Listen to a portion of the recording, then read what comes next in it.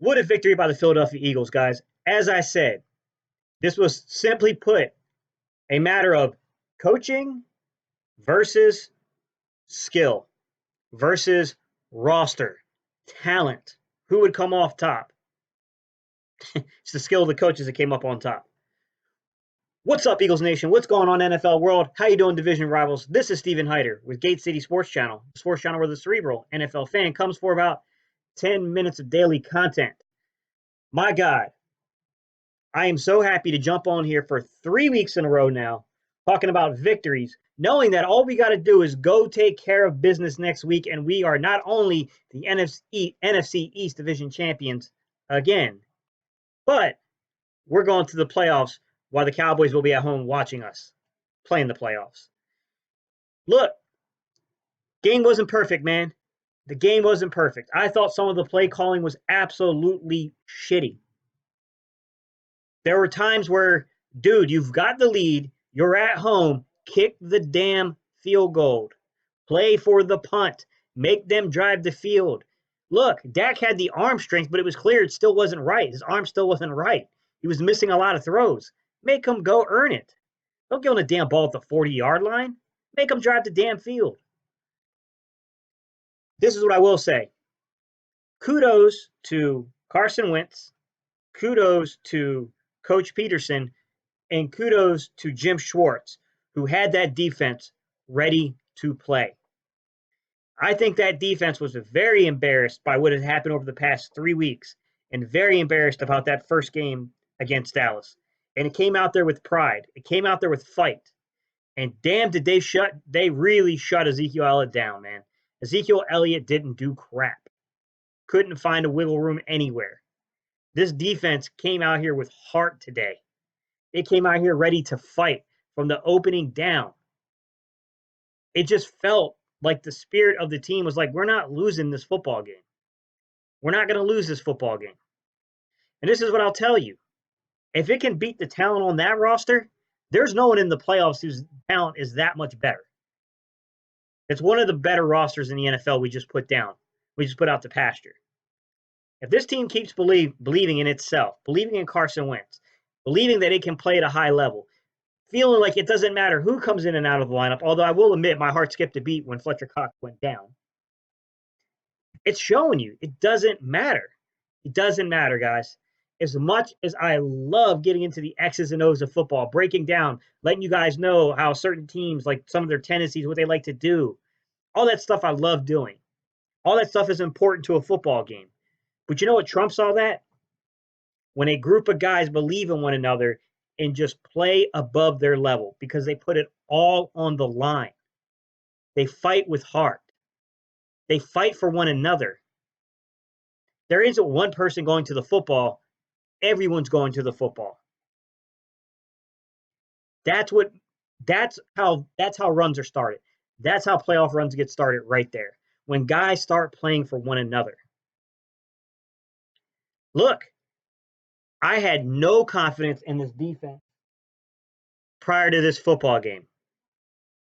I got to tell you, holding the Dallas Cowboys to 9 points, not allowing them to get into the end zone once, pretty damn big accomplishment. Big accomplishment from our defense. You know what? I'm about to be Coach Clap, baby. Clap it up, Jimmy. Way to go, Jim Schwartz. Whew. I got to tell you, man. It's a good feeling. This is what we wanted to see. Man, the first series of the football game, J.J. Arcega-Whiteside coming up and making a couple of big catches. Look, I don't know why they went away from the wide receivers. I think, when Ertz went out for that period of time, clearly that causes some issue with separation, and the defenses are able to roll more coverage to your outside now because they're not focusing on Ertz as much. I don't know. They didn't quite go to it enough in my opinion, but they went to it when they had to go to it, and they got some big plays. J.J. Arcega-Whiteside made a big play. Rob Davis came out with a pretty big catch. That catch by Greg Ward Jr. on the sideline on that wheel route. Actually, it was a go route. That was more of a go route. That was a hell of a play. It was a hell of a play, man. That kid just keeps coming up. He keeps showing up every week. He shows up and he makes another damn play.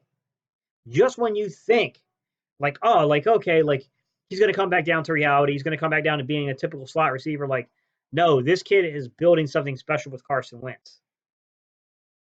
That kid and Carson are on the same page. And I got to tell you, man, when a guy starts building rapport with your quarterback like that, you got to lock him up with a contract. You know what I'm saying? We got faith in him. Philly Mike told you all today he's about to order that jersey, that Greg Ward Jr. jersey. Bro, we got people out here ordering jerseys. It's time to lock this kid up with a contract. Get the contract on this kid. This kid's playing a hell of a football game. He's been playing good football. He gets separation. He makes big catches. He's reliable. Kid needs to be on the football team next year. He needs to be here. Offensive line. I got to be honest with you, man. Big V, he had a couple of like, oh, God, what happened, bro? But to be real with you, it played pretty well. Minus some foolish plays by Jason Peters because he's like 99.9 years old. But I thought it played pretty physical. I thought it controlled the game when they needed to control the line of scrimmage. They controlled it during the game. I got to tell you, man, the running. We had a hell of a time running the ball today, but we did enough with the running backs to keep the defense honest, and we gashed them when we could. By the way, Miles Sanders, bro, I understand, and I love the fact that you have such great sportsmanship. And I love the fact that you're not an asshole, but I got to tell you, bro, when you play a division rival and you break one and you got a chance to put a dagger in them, don't slide down, son. Put it in the end zone. Put it in the end zone. Trust us. You got to put that dagger in a team like Dallas, man. That's our main rival. You put a dagger in them when you can, man. Pad those stats up. Pad them up. What are you doing? That would have been your second touchdown. You'd have been probably over 100 yards if you weren't already. Like, you got to drive that in there, bro. Just drive it in. Drive it in. None of us are going to fault you for not sliding down. Put it in the end zone. Put that ball in the end zone on them. Guys, good game. It was a good game. I told you guys, when I looked on film, I thought Dallas was very talented, but I honestly thought their play calling was very predictable. I pretty much showed you exactly how they like to run their formations. They kind of tried to go back to the running game. You could tell that the arm strength was kind of there, but the accuracy was off with Dak. I wouldn't be surprised if he's not dealing with some actual tightness there. I mean, he didn't look good to me. But you know what? At the end of the day, cry me a river. Cry me a river, bro. We're out there playing with like 12 practice squad players, and we're still out there kicking your ass. We've made 2 playoff runs and a Super Bowl victory with a backup quarterback.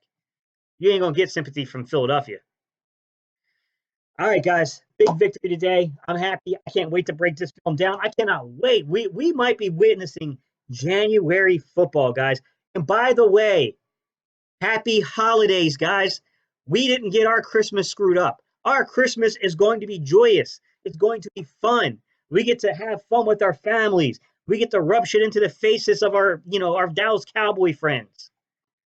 This is a good victory, guys. Huge, huge, huge thing today.